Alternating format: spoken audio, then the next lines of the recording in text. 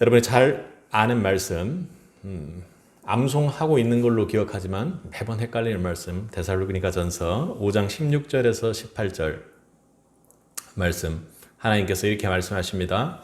항상 기뻐하라, 쉬지 말고 기도하라, 범사에 감사하라, 이는 그리스도 예수 안에서 너희를 향하신 하나님의 뜻이니라. 그러니 여러 가지 있지만 오늘 하나님께서 말씀으로 주신 항상 기뻐하는 것이 하나님의 뜻이라고 그렇게 성경에서 말합니다. 그런데 우리 자신의 형편과 주변을 돌아보면 기뻐해야 할 것보다는 슬프고 안타깝고 고통스러운 그런 일들이 참 많은 것 같습니다. 세상을 살아가고 그리고 하나님께서 주신 그 행복을 느끼면서도 그렇게 참으로 힘들고 어려운 일들 참 많습니다.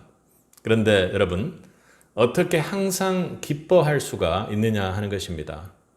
성경에서의 명령과 우리의 형편은 너무나도 괴리가 큰 것 같습니다. 그러니까 차이가 너무 큽니다.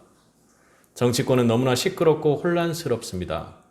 코로나 이후 고육과 투자 위축 그리고 소비 심리 위축 등으로 경제 또한 낙관하기도 힘들고 사람들이 참으로 어려워합니다. 서민들이 실질적으로 느끼는 물가 상승 때문에 느끼는 어려움은 참으로 큰 상황임을 우리는 실제로 겪고 있는 것입니다. 그리고 연일 미디어를 통해 마약, 그리고 흉악 범죄, 세대 간의 갈등, 그리고 또 심지어는 우리 아이들이 자라나는 그 학교에서의 학생들의 인권과 교권의 갈등이 제대로 적절하게 조화되지 못하고 어려운 상황 속에 있습니다.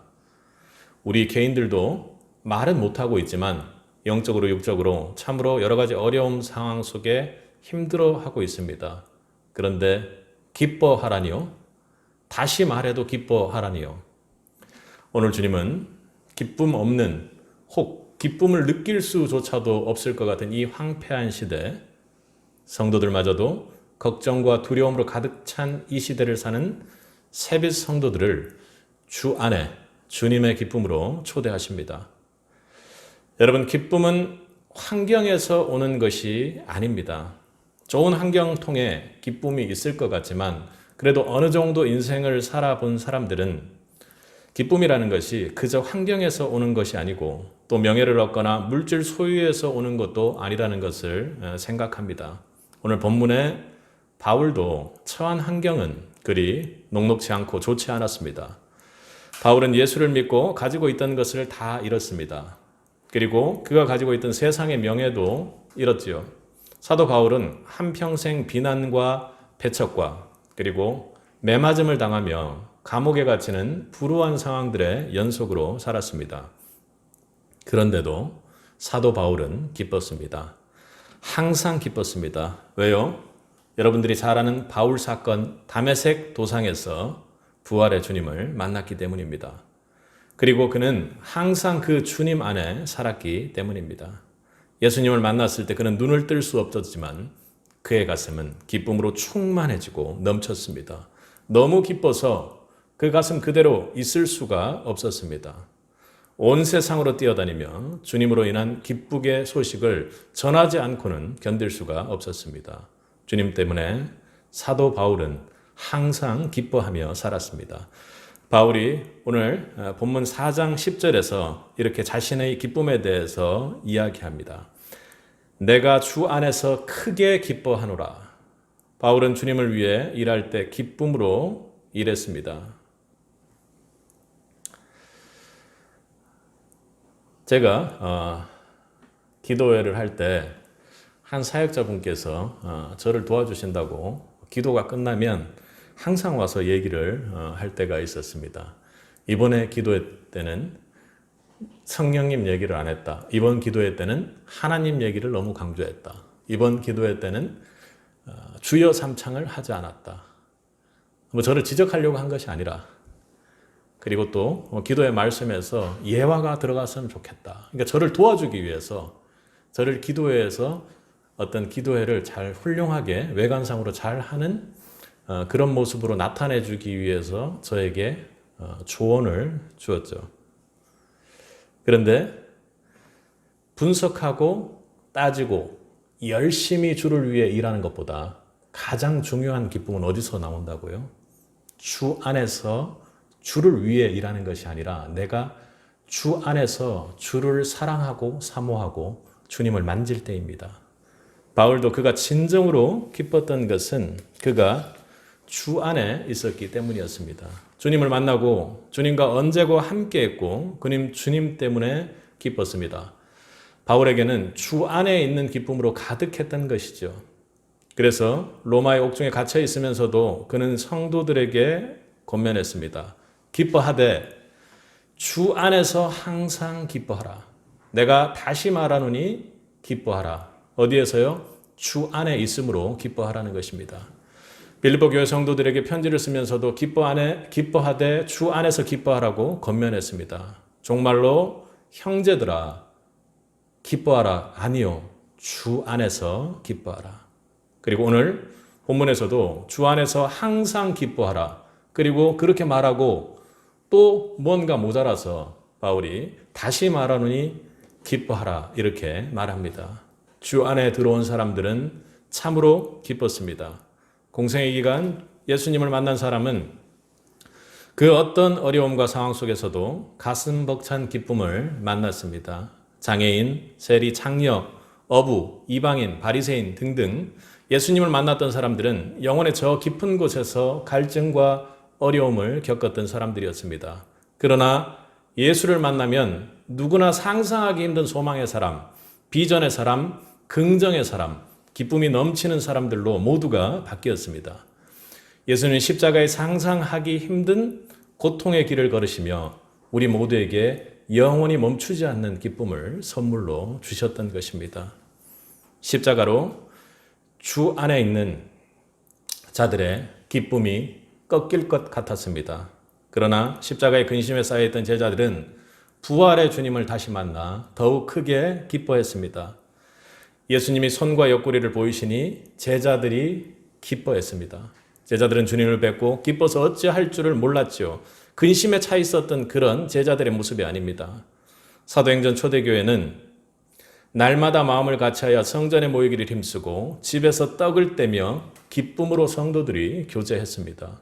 또 핍박의 극점에 있던 여러분 사도행전 8장을 기억하십니까? 스데반이 순교한 이후의 8장 말입니다. 8장에서 복음이 전해진 이방의 사마리아 성에 큰 기쁨이 있다고 성경은 말합니다. 연약했던 제자들은 핍박 속에서도 연약했던 그리스도인들은 핍박 속에서도 그 기쁨이 충만했습니다. 바울과 실라는 특별히 빌립보 감옥에서도 그렇게 모진 고난 속에서도 기도하며 주님을 찬미했습니다. 성도된 우리들도 마찬가지입니다. 우리의 참 기쁨이 어디에 있습니까? 우리의 현재의 환경이나 형편에서 오는 것이 아닙니다. 우리가 주님 안에 있을 때 우리는 참으로 기뻐하죠. 그러므로 우리는 주님 안에 있기를 힘써야 합니다. 주님을 만나서 주 안에 주님 때문에 기뻐하도록 우리 스스로를 훈련하고 다져나가야 하는 것입니다. 주 안에서 기뻐하는 자는 찬양합니다. 오늘 우리가 함께 찬양했던 것처럼 주 안의 기쁨을 누림으로 마음의 풍랑이 잔잔하니 세상과 나는 간 곳 없고 구속한 주만 보이도다. 그 어떤 것도 주 안에 이 기쁨을 빼앗아갈 수가 없는 것입니다. 끊을 수 없습니다. 아멘.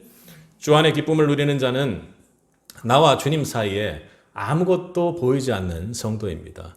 그러나 내가 주 안의 기쁨을 누리지 못한다면 여러분 그것은요 주님 앞에 죄가 되는 것입니다. 단테의 신곡을 보면 지옥 맨 바닥에 많은 사람이 있었습니다. 이 사람들에게 무슨 죄를 짓고 여기에 왔느냐고 물으니 안내하는 사람 말이 뭐라고 하는지 아십니까? 다른 죄가 아니라 이 사람들은 세상 살 때 예수를 믿는다고 하면서 기쁘게 살지 못하고 늘 우울하게 한숨만 쉬며 산 죄 때문에 여기에 왔다고 합니다. 여러분 갈 곳이 여기는 아니죠. 성도에게 주은 환경의 문제가 아닙니다. 조건의 문제가 아닙니다. 우리가 승리했느냐 마느냐 하는 문제도 아닙니다. 욕구 충족의 문제도 아니고 내가 사역을 주를 위해 열심히 하느냐 마느냐의 문제도 아닙니다. 우리가 참 기쁨을 누리는데 중요한 것은 부활하신 그 주님, 예수님 안에 우리가 있는가 하는 것입니다.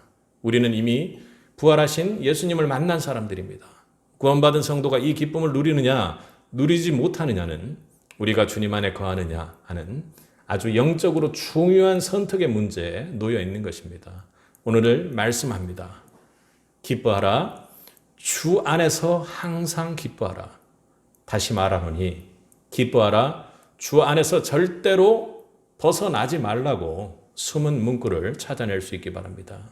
참으로 마지막 때를 사는 세빛 성도 여러분, 여러분 앞에 놓여진 일이 참으로 적극적으로 기뻐할 일들이 자주 일어나진 않을 것입니다. 그런데 여러분, 방향을 정확히 선택하셔야 됩니다. 그 기쁨은 세상의 문제들이 변해서 생기는 기쁨이 아니라 내가 주님을 만나며 주 안에서 기쁨으로 살 것인가, 아니면 부활한 주님을 만나기는 했지만 지속적으로 주님 밖으로 나가고 주님께 등을 돌리고 슬퍼하고 애통하며 살 것인가 한 것입니다. 여러분 모두에게 주 안에서 기쁨을 누리는 축복이 있기를 바랍니다. 여러분, 사도 바울은 소유한 것이 아무것도 없었습니다. 그런데도 사도 바울은 크게 기뻐했습니다. 그는 다른 어떤 것보다도 주님을 믿는 성도들의 사랑 가운데 있었기에 그는 참으로 기뻐했습니다. 제가 교회를 다닐 때 참 좋았던 것 중에 하나가 뭔지 아십니까? 성도님들을 보면 기쁜 거예요. 지금도 마찬가지지만 제가 예전에 교회 다닐 때를 생각해 보면 보자마자 이렇게 가까운 사람들이 보면 친한 느낌 때문에 그런지 안 좋은 소리들을 많이 합니다, 보통. 근데 교회 안에 성도들끼리 만나면 우리 인사할 때 어떻습니까? 인상 쓰면서 인사하는 분들 없어요. 아무리 힘든 일이 있어도 웃으면서, 그리고 또 오늘 좋은 일로 보내시라고, 주 안에서 즐겁게 보내시라고 기쁨으로 웃으면서 그렇게 인사를 합니다. 그리고 좀 더 성령으로 충만하고 은혜 충만한 사람들 어때요? 칭찬도 해주고, 그죠? 살이 엄청나게 쪘음에도 불구하고 오늘따라 왜 이렇게 슬림해 보이냐 막 하면서 그렇게 기뻐하면서 호들갑을 떨곤 하죠. 그래서 참 좋았습니다. 성도들이 좋아해 주니, 저를 보고 성도라는 분들이 주일에 매우 좋아해 주니 참으로 좋았고 제가 근사한 사람이 되는 것 같았습니다. 사도 바울의 기쁨은 그렇게 주 안에, 복음 안에서 성도들과의 교제에서 나타났습니다. 사도 바울은 성도들과 사랑의 교제 안에서 기뻤습니다. 우리 4장 1절을 한번 읽어보겠습니다. 그러므로 나의 사랑하고 사모하는 형제들, 나의 기쁨이요 면류관 아닌 사랑하는 자들아, 이와 같이 주 안에 서라. 아멘.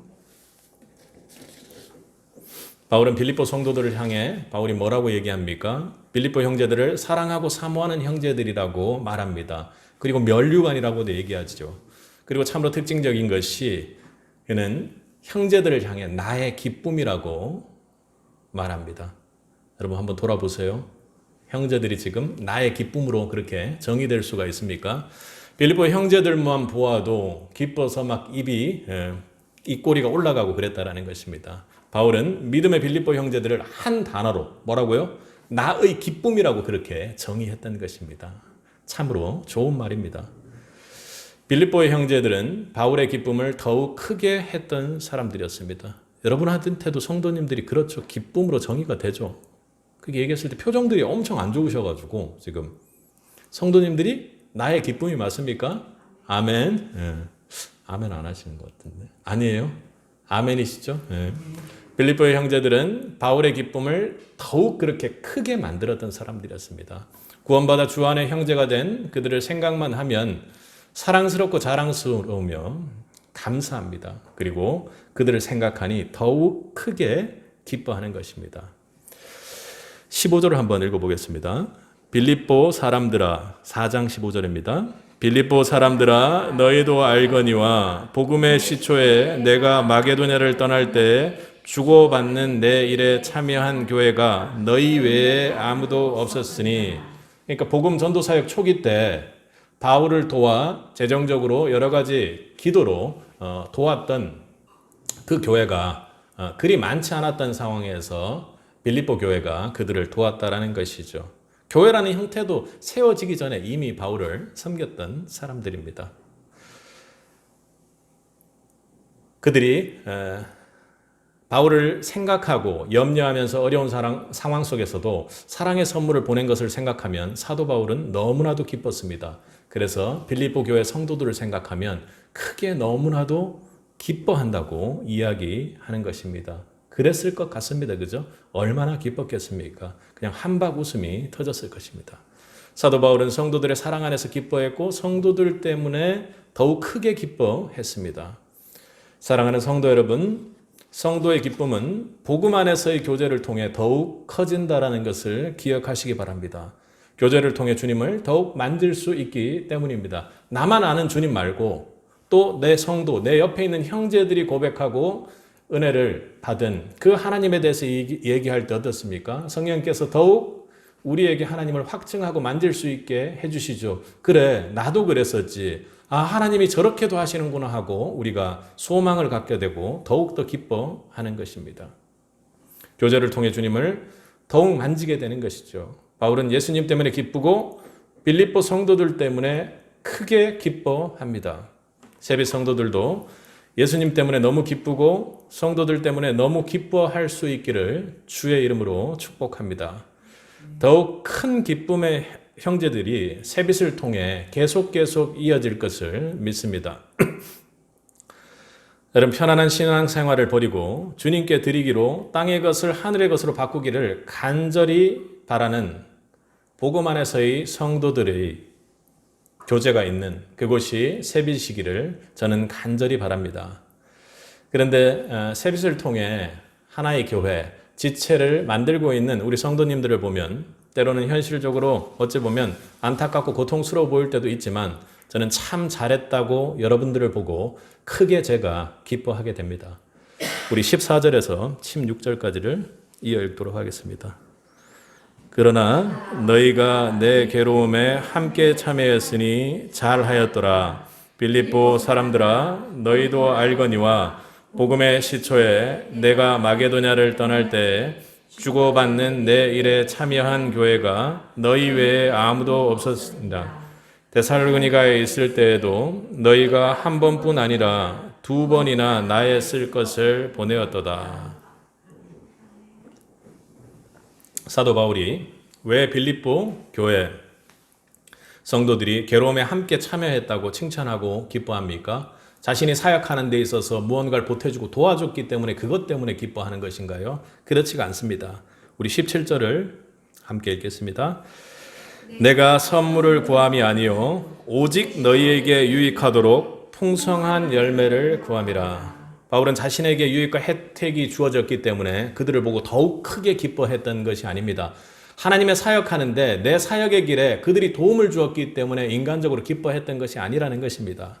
드림을 통해 빌립보 교회 성도들에게 그들의 헌신으로 그들이 주 안에서 바울과 함께 나누는 교제의 드림, 그 속에서 성도들에게 유익이 주어지기 때문에 드리라고 한 것이었습니다.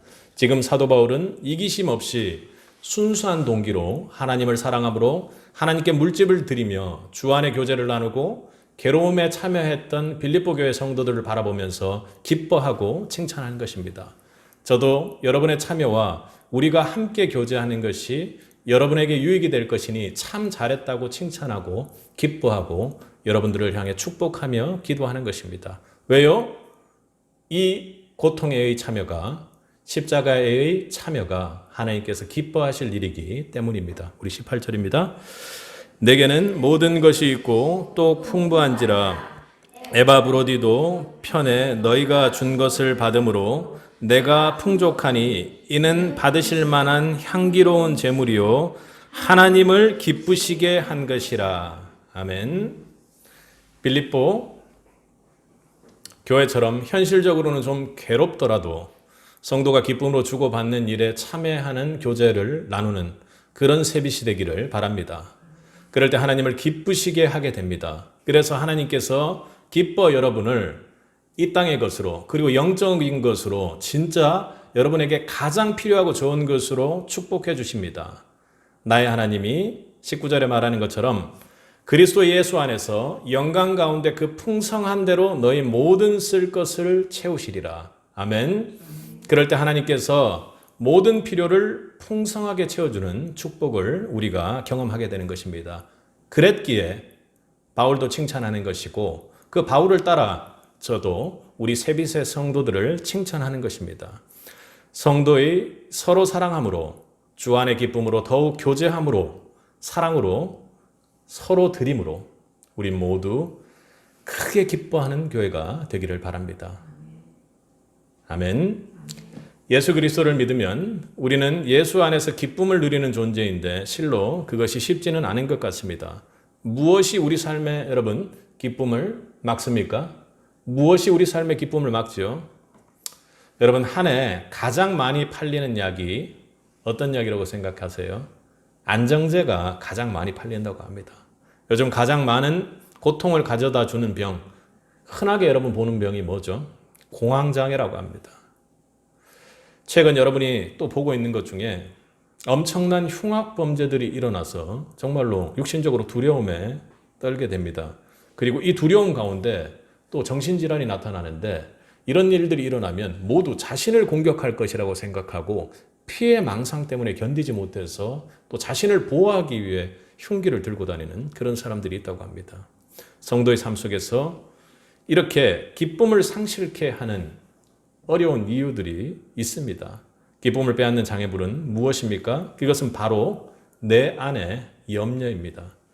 사단은 성도의 삶을 실족해 하기 위해 기쁨을 끊어내기 위해 끊임없이 염려를 집어넣습니다. 그 염려 속에서 어떻게 해요? 우리는 무기력하게 되고 그리고 코로나의 질병으로부터 두려워하게 되고 나태하게 되고 게으르게 되며 정말로 영적으로 하나님께서 기뻐하실 만한 일을 하는 쪽으로 적극적으로 나아갈 수 없도록 만들어버리는 것입니다. 기쁨의 가장 큰 적은 염려입니다. 염려. 제가 어릴 때 정말 불가항력적인 상황에서 아주 강한 폭력의 상황을 경험했던 적이 있었습니다. 그것이 제 몸속에 그리고 육신 속에 그리고 정신 속에 완전히 남아서 떨어져 나가지 않고 사단은 거기를 계속해서 자극할 정도로 그렇게 있었던 것 같습니다. 하나님을 만나기 전이지만 하나님께서 저를 보호하시며 이끌었던 것이 참으로 점처럼 이어져서 그렇게 연결이 되는 것 같습니다. 그러니까 어떤 폭력적인 상황이 있으면 제가 견디지를 못했어요. 그 일을 해결하거나 혹은 두려워하거나 그리고 어떤 폭력적인 그런 성향을 가지고 있는 사람이 한 공간에 있는 것만으로도 육신이 부르르 떨리는 그런 상황들이 있었습니다. 그런데 주님 만나고 그 모든 것이 치유되었습니다. 아멘. 우리 4장 6절을 한번 읽어보도록 하겠습니다.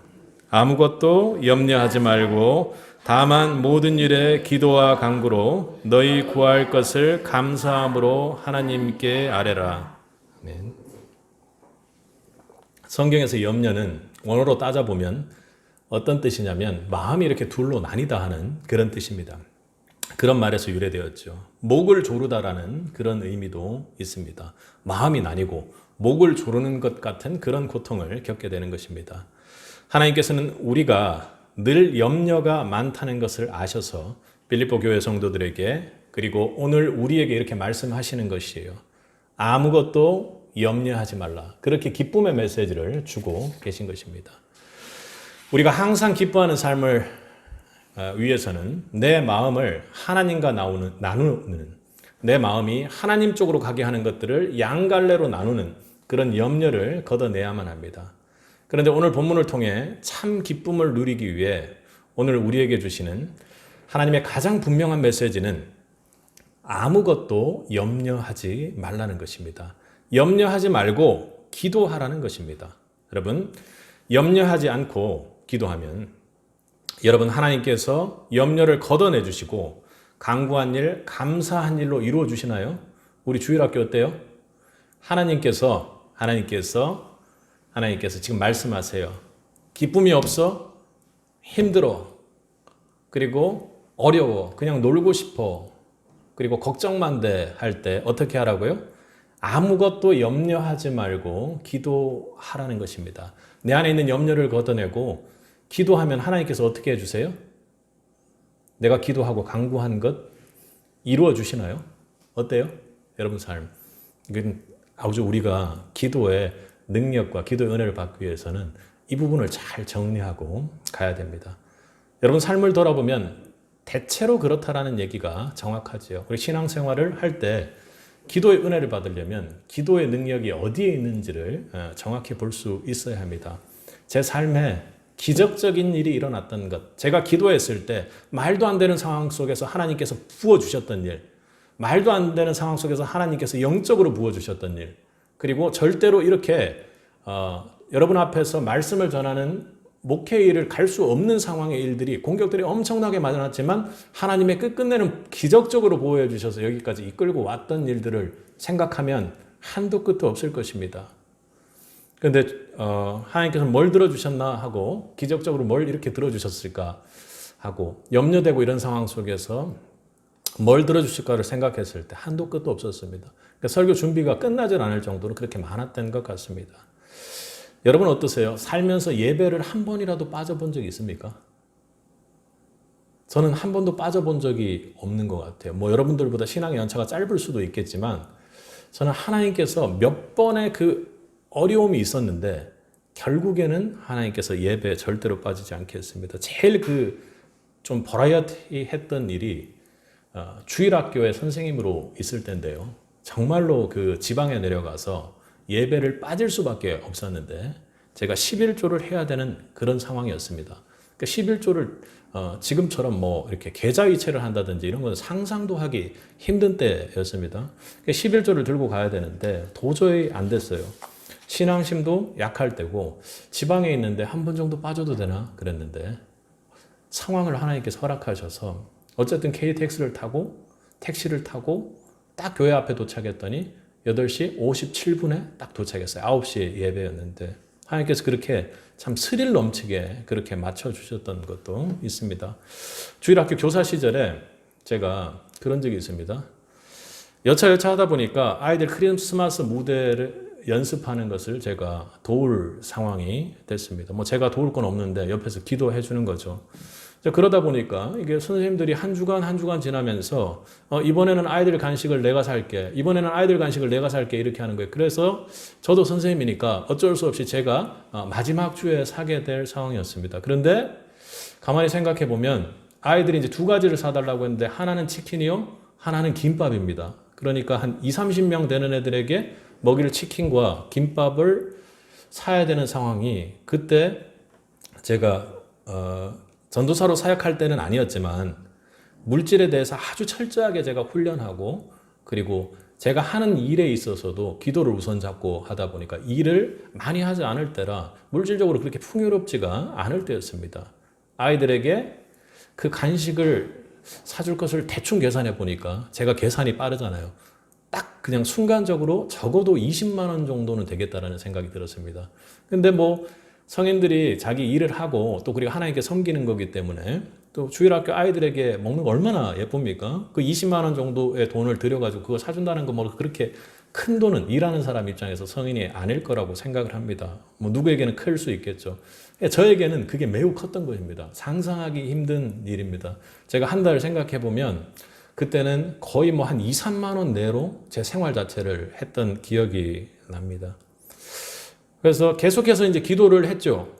계속해서 기도를 했습니다. 분명히 하나님께서 해주실 것이라고 했습니다.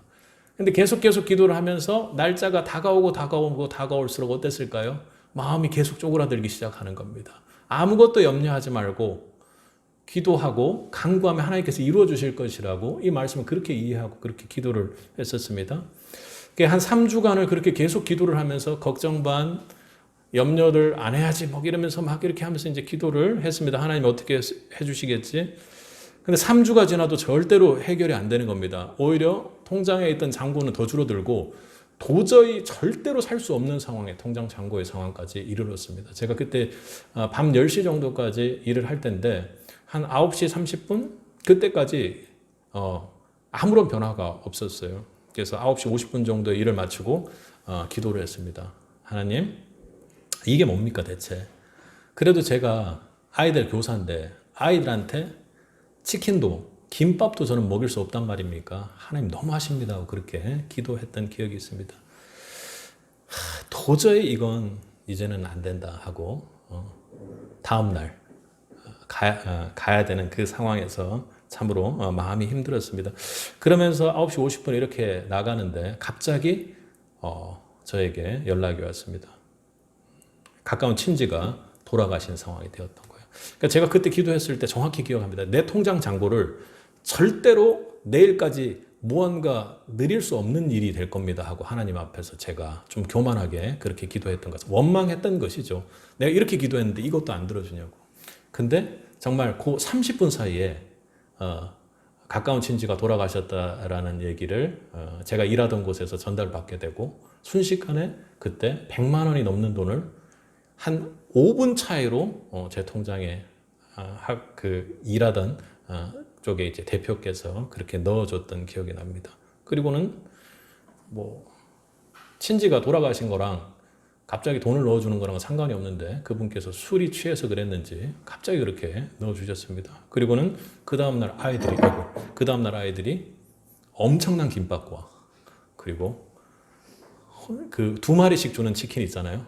그래서 막 1인당 한 사람당 닭을 하나씩 먹을 수 있도록 그렇게 하나님께서 해주셨습니다. 그러니까 일하는 곳에서 그렇게 성급으로 주고 그 모든 것을 해결했던 것이죠. 기적적으로 그렇습니다. 참으로 이렇게 문제를 해결해 주셨던 것은 제 인생에서 너무나도 많아요. 주님 믿고 나서 너무나도 많습니다. 제가 또 하나 말씀드리면 제가 신대원을 다닐 때 등록금을 내야 되는데 등록금이 조금 모자라는 상황이었습니다. 물론 교회에서 지원을 해줬는데 갑작스럽게 큰 돈이 들어갈 때가 있어가지고 돈이 좀 모자라는 그런 상황이었어요.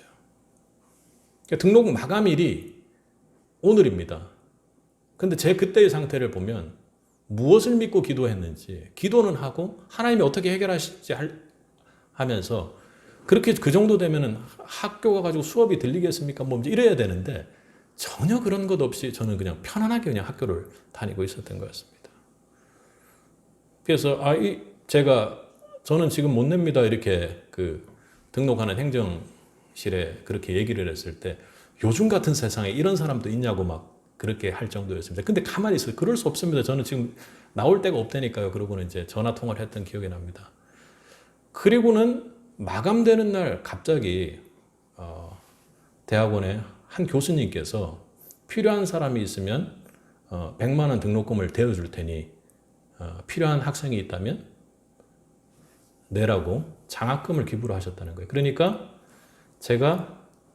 저는 어디 돈 나올 데가 없습니다. 그냥 알아서 하십시오 이렇게 했던 그때와 별로 차이가 나지 않게끔 교수님께서 갑자기 100만 원을 그렇게 장학금으로 만들어 주셨습니다.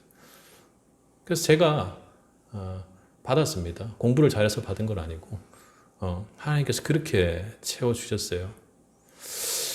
그렇게 기적적으로 일어났던 일을 얘기를 하면 한도 끝도 없습니다. 엄청나게 많지요. 근데 여러분의 삶의 모든 일이 이렇게 해결됩니까?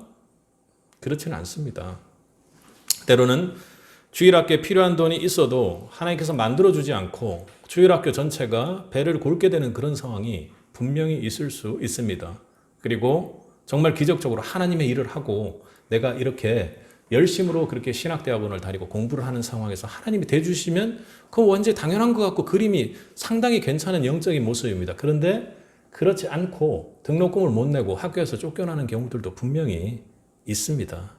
그런데 대체로 이렇게 딱하니 자에 맞춘 듯이 기적과도 같은 일을 일으키시지만 때론 염려될 만한 일을 우리가 간구한 대로 간구한 것으로 우리가 기도한 것으로 바꾸어 주지 않으면서도 하나님께서는 우리에게 오늘 본문에 말씀하세요.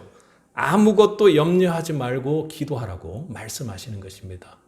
여러분 영적으로 기도에 대해서 정신을 집중해서 여러분의 상황들을 적용해서 이 말씀을 들을 수 있길 바랍니다.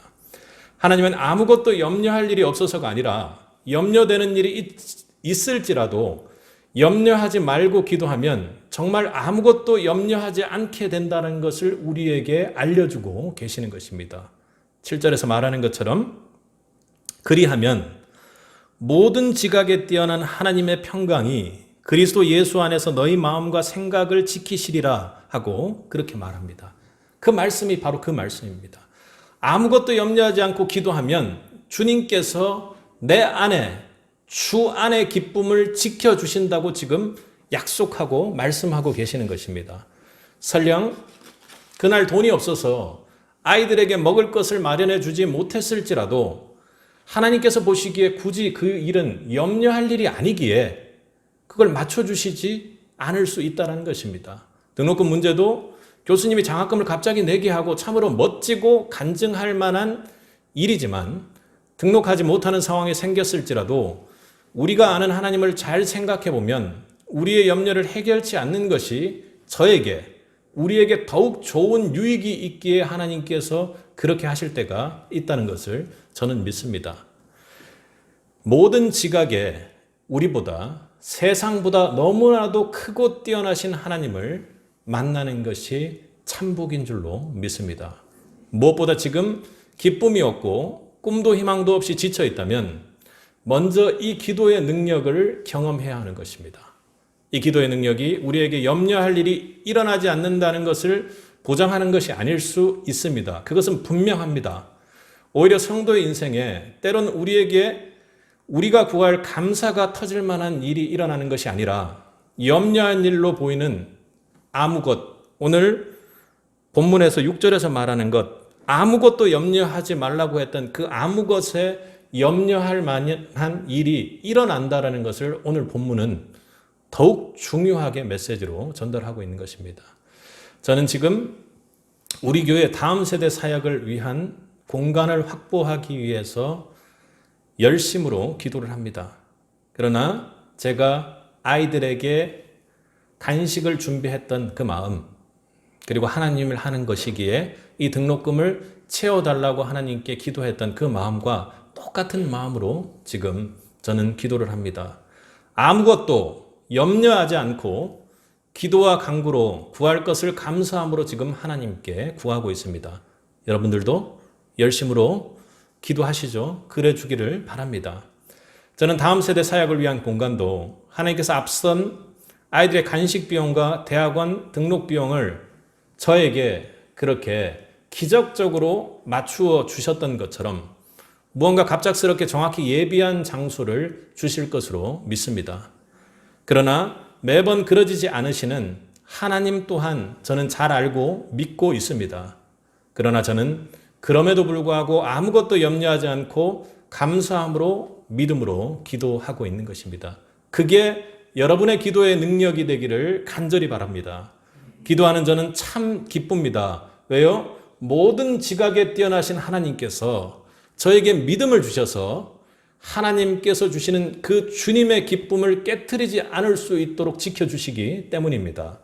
그런데 제가 기도를 하면 믿는 것은 하나님께서 멋지고 좋은 장소를 근간해 주실 것을 저는 믿습니다. 그런데 제가 아무것도 염려하지 않고 기도하며 믿는 믿음은 설령 지금의 저의 간구대로 되지 않더라도 하나님이 보시기에 하나님의 다른 방식으로 저에게 주실지라도 하나님의 제시하는 방식이 우리에게 옳고 정말로 최적이며 최선이며 세빛에게 가장 필요한 장소를 주시는 분이 하나님임을 저는 또한 믿는 것입니다. 그것을 하나님은 제 기도 중에 믿게 해주시는 것입니다. 그분은 모든 지각에 뛰어난 우리의 하나님이시기 때문입니다. 저는 새빛교회 담임 목사입니다. 그래서 그렇게 기도하는 것입니다. 하나님께서 새빛교회에 제가 예수처럼 우뚝 서 있는 그런 머리 되는 존재가 아니라 그냥 지체를 이루며 하나님께서 주신 그 믿음을 가지고 기도하기를 바라시는 것을 저는 알기 때문입니다. 그래서 앞으로도 아무것도 염려하지 않고 기도하며 목회를 할 생각입니다. 지금처럼 언제고 주 안의 기쁨을 빼앗기지 않고 말입니다. 제가 원하는 장소대로 그리고 제가 원하는 성도들과 제 마음에 맞는 무언가를 하나님께서 최적의 시간에, 그러니까 제가 원하는 최적의 시간에 제가 원하는 때, 제 육신이 바라는 그때에 해주지 않으실지라도 말입니다. 그러나 하나님께서 맡기신 사역이라면 저보다 급한 것은 하나님이실 것입니다.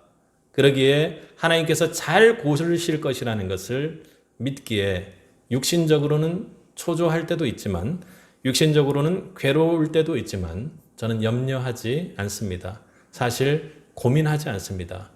7절에 지각에 뛰어나신 모든 지각에 뛰어나신 하나님의 평강이 너희의 마음과 제 마음을 지키고 있을 것을 한치도 의심하지 않기 때문입니다. 목회하며 아무것도 염려할 일이 없어서 아니라 염려되는 일이 있을지라도 염려하지 말고 오늘 말씀대로 기도하면 정말 아무것도 염려하지 않게 된다는 것을 저는 믿는 것입니다. 오늘 말씀은 아무것도 염려하지 않고 기도하면 주님께서 주 안의 기쁨을 지켜주신다고 우리에게 약속하고 계시는 것입니다.